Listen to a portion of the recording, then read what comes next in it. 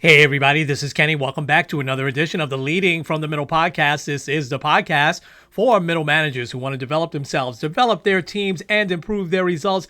I got to talk to the founder, chief visionary, and chief executive officer of the Johnson Leadership Group, Kevin Wayne Johnson. Kevin is also an author. Kevin is just an outstanding leader with a strong background in the federal government, but boy, he's taken all of that experience and he's really helping to train and lift up leaders.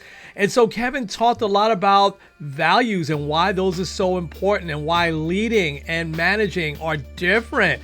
But he gave a lot of advice on leaders to reflect on in 2023 and then going forward into 2024. But boy, I love when he says this: do you give a care? You don't want to miss a second. Let's get at it. This episode is brought to you by Kitcaster. Kitcaster books you on top podcasts. How do funded startup founders attract prospects and talent? Podcast interviews. How do entrepreneurs with exits find new deals? Podcast interviews. How do C-suite execs differentiate in crowded markets? Podcast interviews. Kitcaster books you on top podcasts. Click the link in the show notes for a special offer. Celebrate good conversation.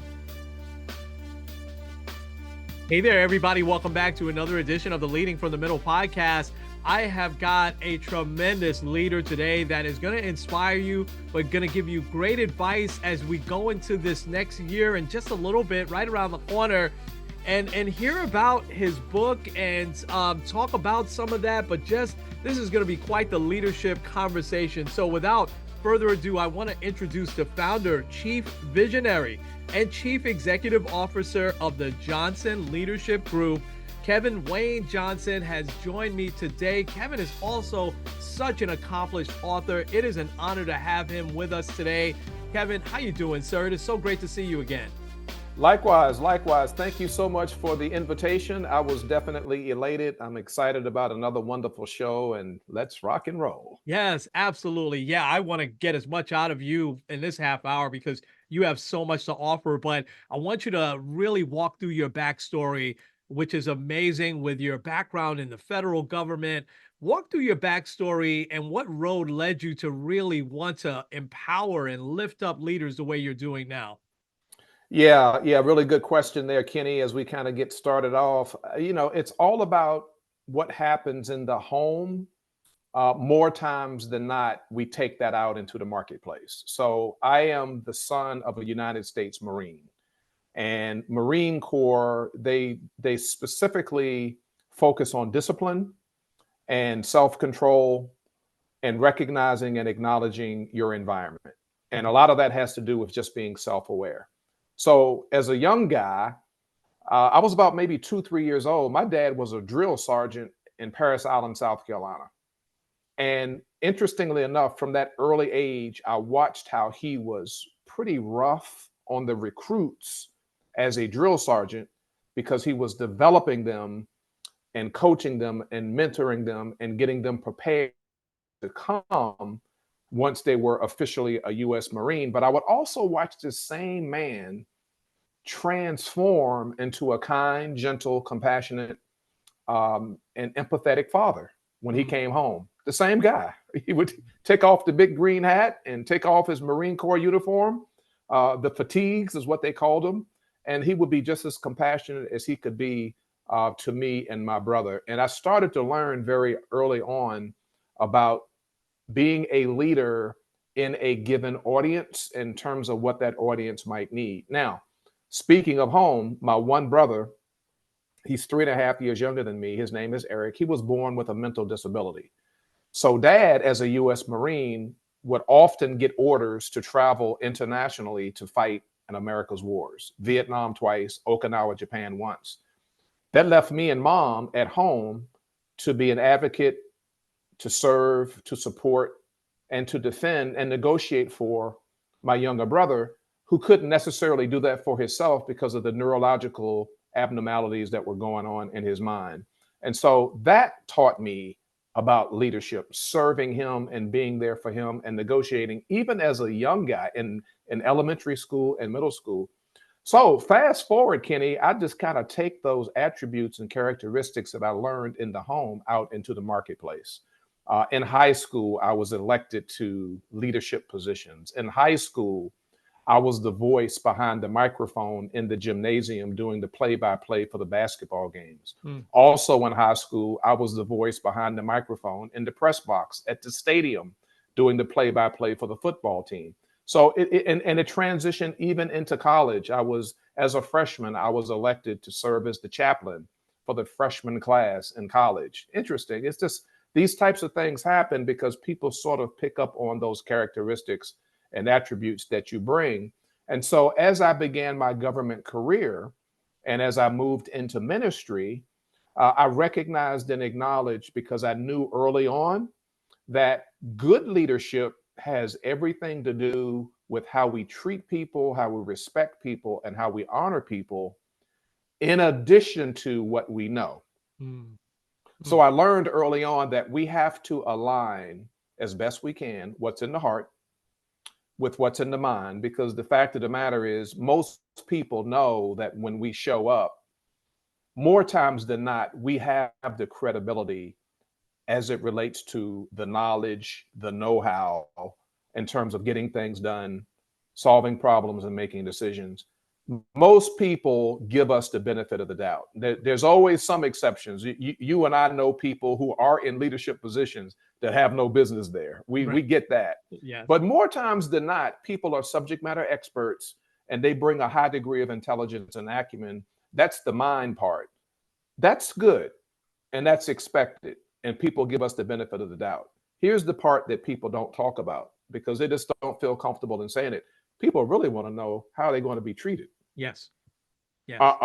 Is my leader and my supervisor going to give a care that I'm here today? Are they going to value my opinion? My contributions to the team, is it going to matter? And so I learned that early on in the home, and I was able to translate that out into the marketplace. So as a frontline leader, a mid-level leader, and a senior level leader, both in ministry in the church as a deacon, an associate pastor, and a senior pastor, and in the workplace, my 34 years in the government as a frontline leader, a mid-level leader, and a senior level leader, having worked with all different types of people, all cultures, all backgrounds, all ethnicities, all genders, you name it. I've worked with all these people. I have discovered that we all have the same three things that we're looking for in our everyday life. And that is, number one, I may have said this last time, but everybody needs to be affirmed. Mm-hmm.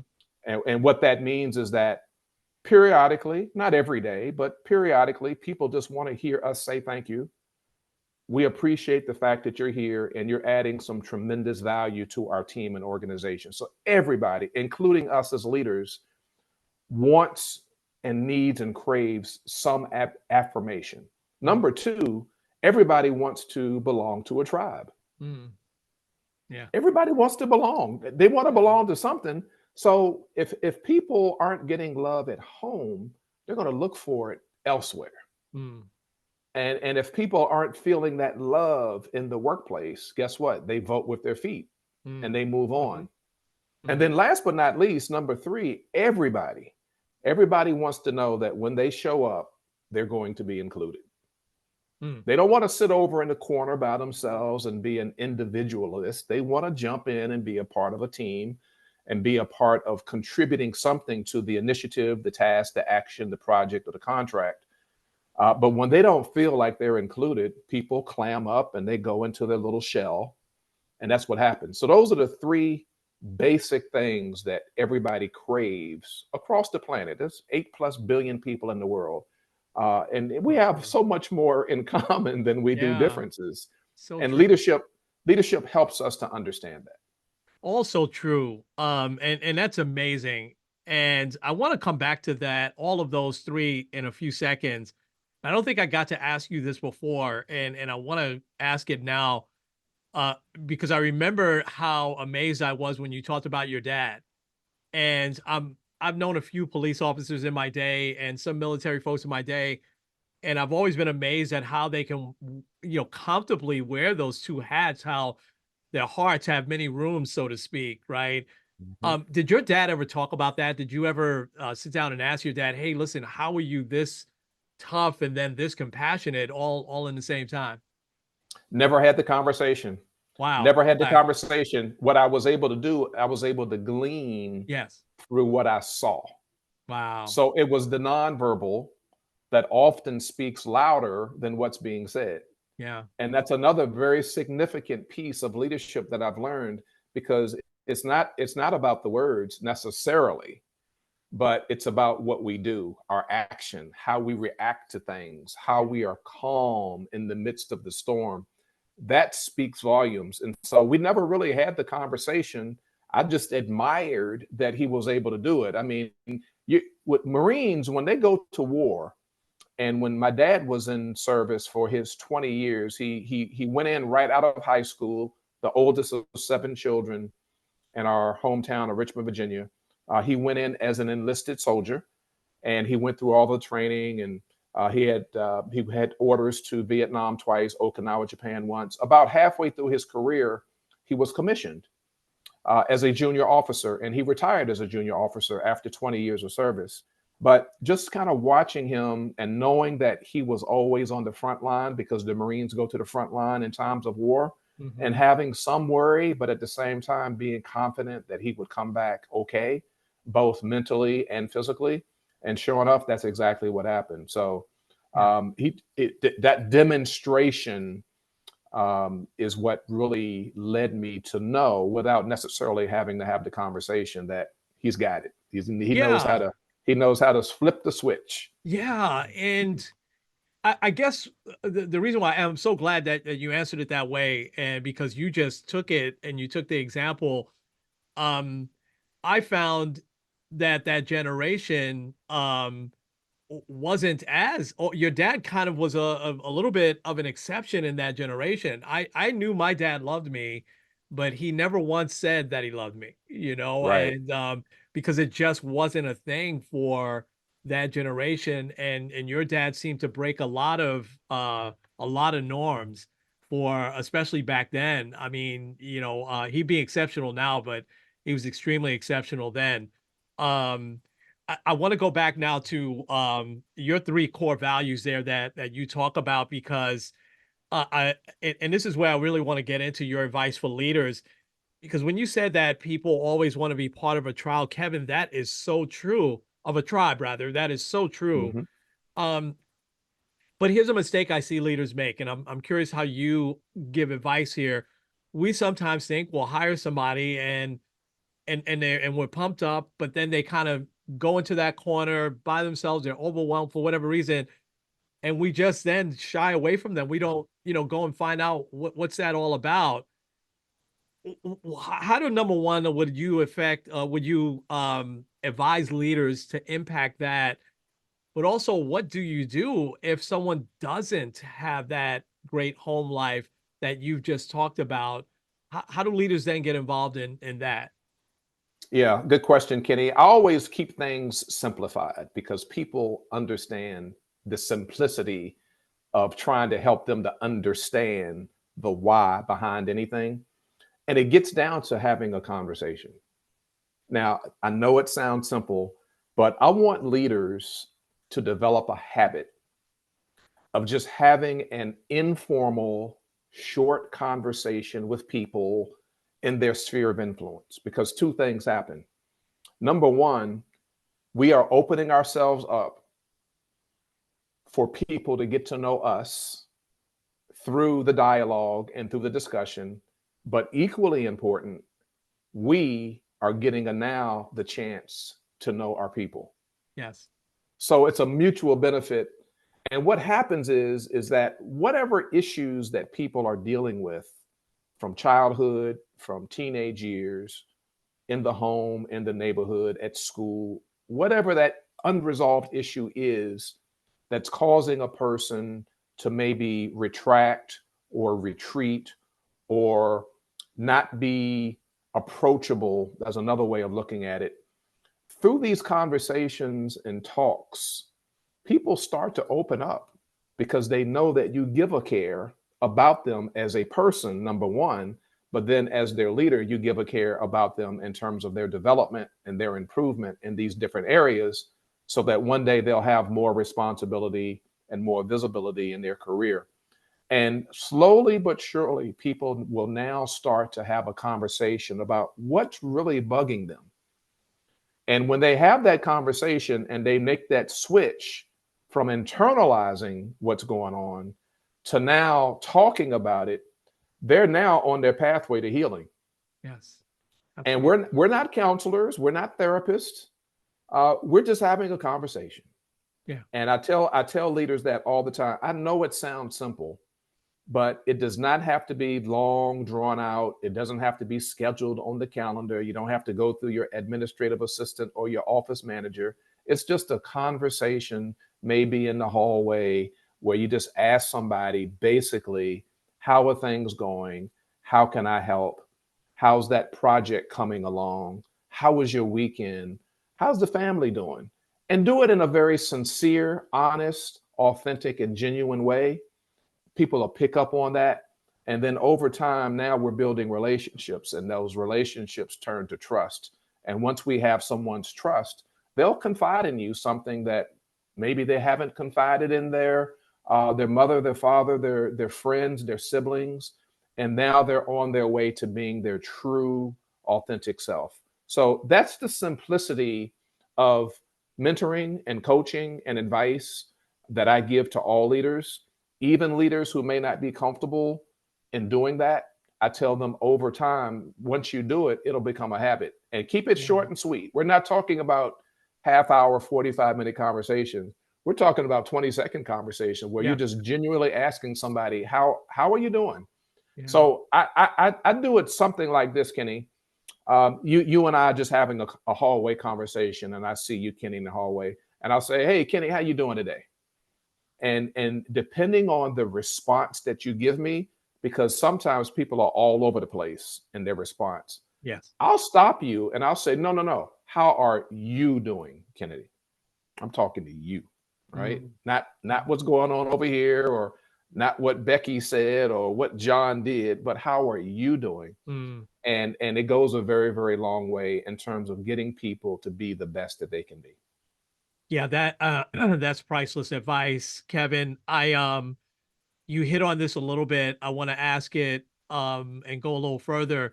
The leaders that are uncomfortable doing that for whatever reason, maybe they're afraid of they're gonna, break some HR rules and go a little bit too far, or hear stuff that they don't maybe want to hear that's gonna make them uncomfortable. What are some other ways for them to get past that? And then I want to ask you, how do you measure success when it Mhm. comes to all of the values that you're talking about here? Yeah. So any leader out there that's listening, if you're uncomfortable and having these conversations, then let your actions speak Yes. for who you are. Mm. You're Right? that. Yeah. Yeah. Yeah. So be on time for meetings. Be where you say you're going to be. Do what you say you're going to do. Provide people resources and tools and systems and training to develop them to be the best that they can be. Again, we started out by saying oftentimes it's the nonverbal that speaks louder than what we actually say. So the No two doubt. go hand in hand. And quite frankly, when you get to the point where you can align both the words you say as well as your nonverbal, now you're really, really on your way to being an effective leader, and it'll make a huge difference. And you just do it over time, Yeah. and just be consistent. It'll become a habit. If you Absolutely. have a, I used to chair a Wednesday morning at 10 o'clock staff meeting with my team. We had a group of leaders around the conference room table, and then we had another group of leaders that were on the outside in the different chairs. It could be anywhere between 25 to 30 people there in the room. Well, I would never sit at the head of the conference table. I sit in the middle because I want everybody to know I'm part of the team too. Yeah. Yeah, I have a role as the leader, but guess what? I'm going to do my part just like you're going to do your part. And then together, everyone achieves more. That's what Yeah. team is all about. So Yeah. I didn't need to emphasize the fact that I was a leader. People already knew that. What I wanted them to do is see me and watch my nonverbal in terms of how I'm leading, to let them know that I really, really value each and every one of you all for being here. So Yeah. that's just a little small example of many different things that leaders can do. Because you mentioned, getting people to follow us and how do you measure? Well, the true measurement of leadership is your influence, your influence making a positive impact in the lives of others. So I always keep going back to the fact that while you and I as a leader can probably do the job better than anybody else on the team, that's not an overstatement and it's not an understatement, but it's just true. That's how most leaders got to their position because they demonstrated over a number of years or over a number of different projects that they can do it better than anyone else. Yes. But Yeah. that's not our job anymore. Yeah. Our job is now to take care of the people who are going to be doing the work. And Yes. we take care of the people by what? Having a conversation, Yeah. letting them know that we're here for them, providing them top cover, giving them the opportunity to maybe make a mistake on a high visibility contract or project, but be there to help them to get better and to do better next time and to provide resources and training. That's what the leader's job is. Every now and again, we have to roll up our sleeves and get something done. I get it. But by and large, that is no longer our day-to-day task. Yeah, awesome. And that is just dead on advice and dead on to measure, right? The influence piece of it. Um you really have a great take on the difference between leading and managing. Talk about that, Kevin. Yeah, yeah. Well, even though the two kind of they do go hand in hand and the two are interdependent upon one another, there is a big difference between what we manage and who we lead. You notice I said what we manage and who we lead. Yes. Management is all about making sure that the policies, the procedures, the directives, the guidelines, making sure that all of that is in place and is managed to the point where it's going to help our team and our organization continue to grow and do better.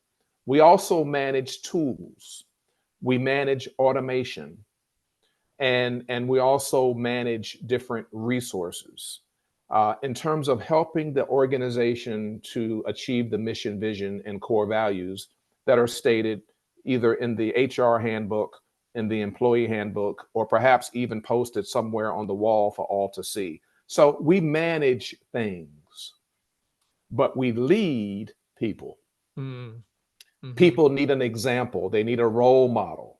They need someone to explain things to them above and beyond what's in the employee handbook.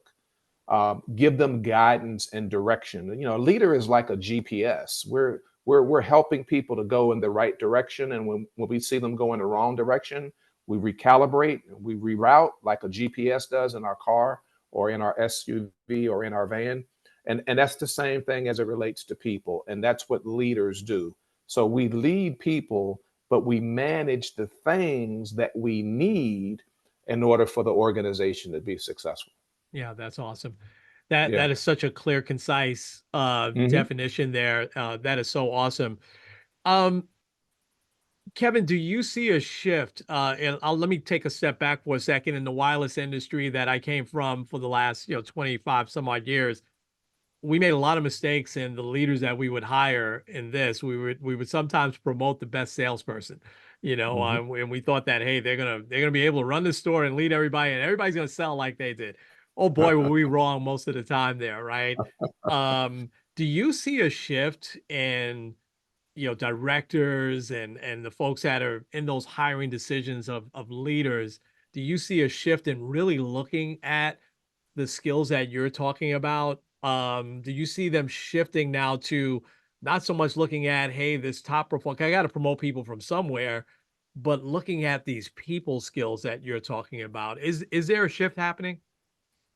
Well, I would say slowly but surely, Hmm. but because let me give a couple of examples. Uh, on the corporate side, as we all know, corporations exist to do what? Generate revenue. Yes. And so it's critically important that a publicly traded company that has to publicize their quarterly earnings it's important to them that they drive revenue, not only to protect the chief executive officer, but to remain attractive to their shareholders. And so they don't always have the luxury of trying to find, quote unquote, the right person to put into a given position. So I see more emphasis on let's promote this person and then bring someone in that can give them the training that they need as it relates to leading people. I do see that. Good. In the nonprofit sector, it's a little bit different. I'm finding that the nonprofit sectors, because they're not driven by revenue, but they are driven by getting donors and sponsors and philanthropists to come in and provide revenues for them.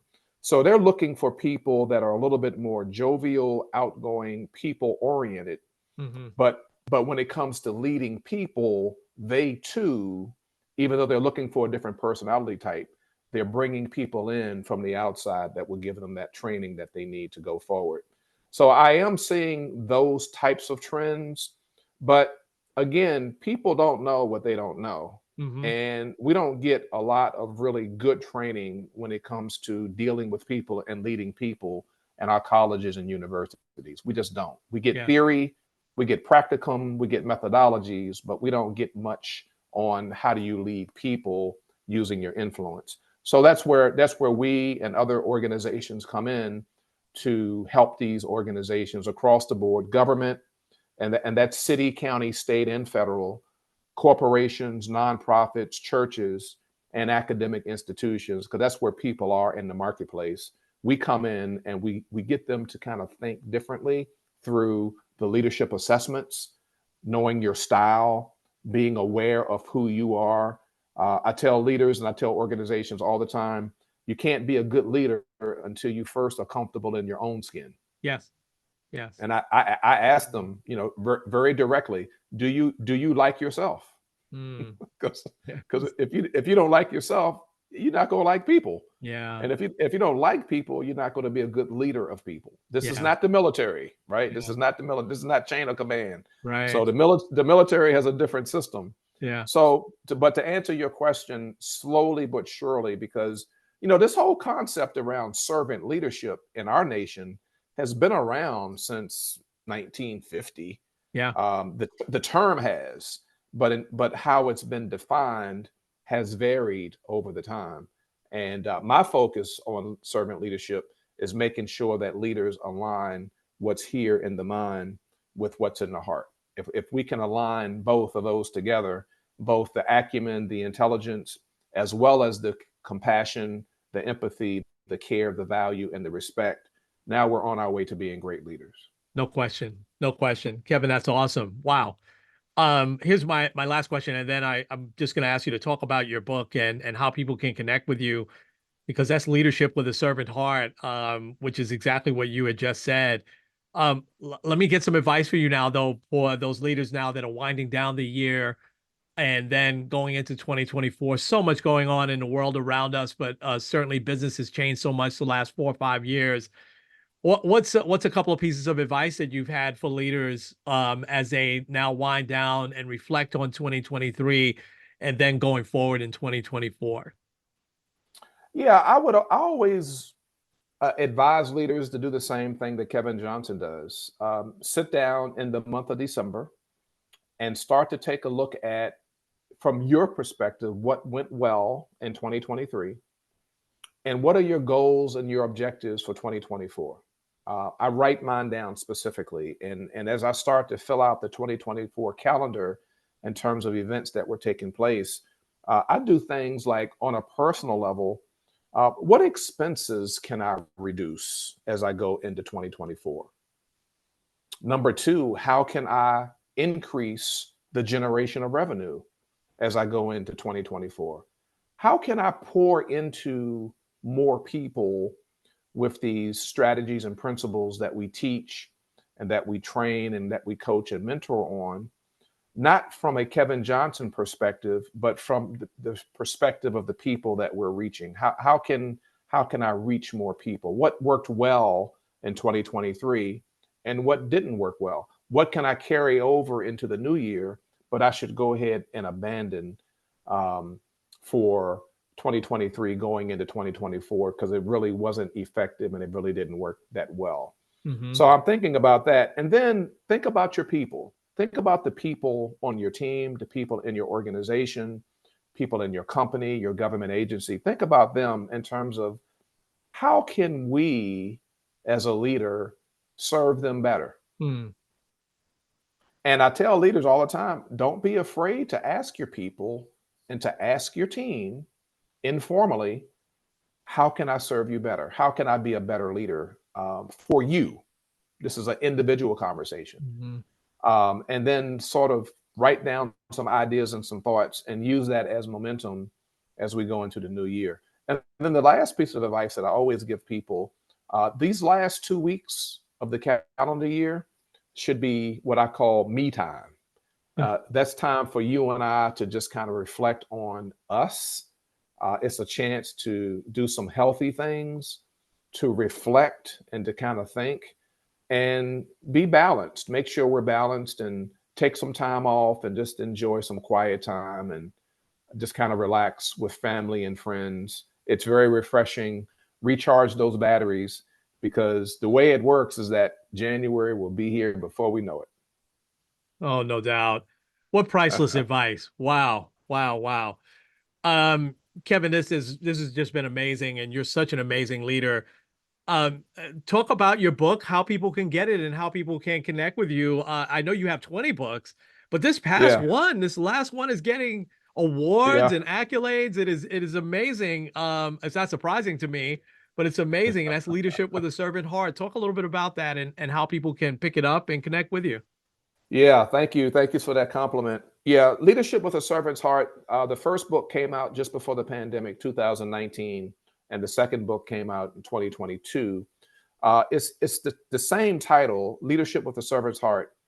Book number one, the subtitle is Leading Through Personal Relationships, because I want people to understand the importance of relationships that turn into trust. And then the second book that was released in 2022 is subtitled Leading in Your Workplace. And what we're doing is sharing just a plethora of strategies and principles, nuggets, tips, and tools that I call them all for the purpose of helping all of us, regardless of how many years you have as a leader, or regardless of whether or not you actually are a leader. You may be aspiring to be a leader, or you could be a seasoned leader. Maybe you've been at it for a good number of years. But there's always something there for us to glean from and to take advantage of. And the publishing industry and book lovers around the world have been very gracious, really, really good comments. The books have won 9 and 6 literary awards respectfully across the industry. Wow. And I'm just really, really grateful for that. So the books are available really everywhere that books are sold. Amazon.com, Target, Barnes and Noble, really wherever books are sold. They're very, very easy to access. Audio, ebook, and print, because we're reaching a diverse audience, and everybody has a different like. Everybody doesn't like an actual book in their hand. Some people just want to download it. Some people just want to listen to it. So we make it available in all of those different ways. That is so awesome. And I would highly recommend everybody to go pick it up, pick up both of them. And how else can people connect with you, Kevin? Right through my website. So my company is the Johnson Leadership Group. I have a team of 10, and we do a lot of training and coaching and mentoring around the country and abroad as well. And the website is www.thejohnsonleadershipgroup.com. Everything and anything that you need to know about who we are and what we're doing is available right there. And then my email address is kevin@thejohnsonleadershipgroup.com. And I do my best to respond to all inquiries within 48 hours. So that's how you reach out and touch, and look forward to hearing from you. Absolutely. Absolutely. Kevin, you are amazing. God bless everything you're doing and continue to do. I'll say this that I said before, I love the expression, people want to see that you give a care. I love that expression. That is just, and I have to tell you, I've used it a few times, man, because it just says so much. And so thank you for all you're doing. Thank you for being you. Thank you for this legacy that you are building. Man, it's so great to connect with you. So we'll leave it there, folks. So this has been Kenny and Kevin. This has been the Leading from the Middle podcast. Talk to you real soon.